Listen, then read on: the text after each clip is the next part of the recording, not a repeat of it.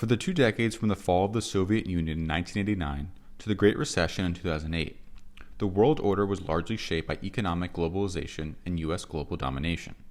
Since then, the world order has been riven by interacting crises that have been dubbed the Polycrisis.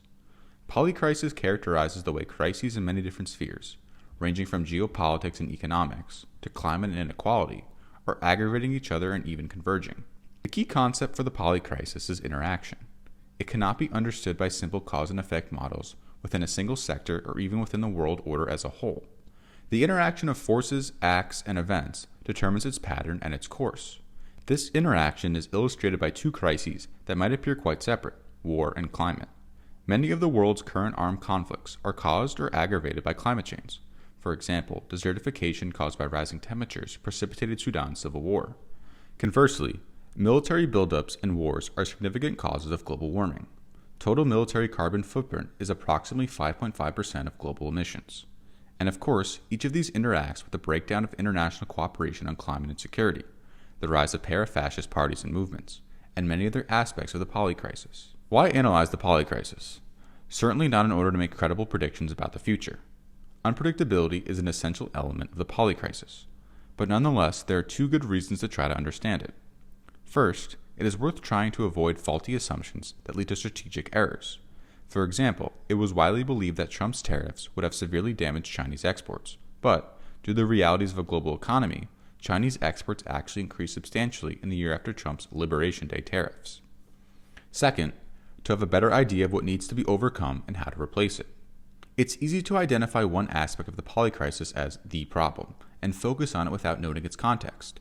But any effort to move beyond the Polycrisis will require a holistic approach to both the problems and the solutions. Looking at the Polycrisis today, the Polycrisis of a year ago appears the embodiment of rationality and order. Leaders still pursued rational, comprehensible aims, even if what they actually produced was usually chaos. Institutions, however much they twisted into modified shapes, still maintained a family resemblance to their former selves. Today, who could claim to really know the aims of Trump or Putin, or to see today's NATO as a logical outgrowth of NATO past? There are many questions about the Polycrisis we would like to know the answers to. How much of our world order is shaped by national objectives? How much by simply trying to grab resources and territory? Or, at another level, will the West as a socio-political entity survive the Trump assault on Europe? Or what will become of the triangular relationships among Russia, China, and the US? Unfortunately, these are just the kind of questions that the unpredictable and chaotic character of the Polycrisis makes it impossible to answer. Some basic dynamics of the Polycrisis include burgeoning warfare, accelerating conventional and nuclear arms races, breakdown of international cooperation around climate, public health, and conflict resolution, rising economic nationalism, struggle to control global economic networks, decay of democratic institutions, rise of fascist governments, and acceleration of global warming as climate protection gives way to national economic rivalry. The election of Donald Trump as U.S. President in November 2024 was both a product of the Polycrisis and its great accelerator. Uncertainty is further aggravated because we do not know how long Donald Trump himself will remain in power and who and what will succeed his rule.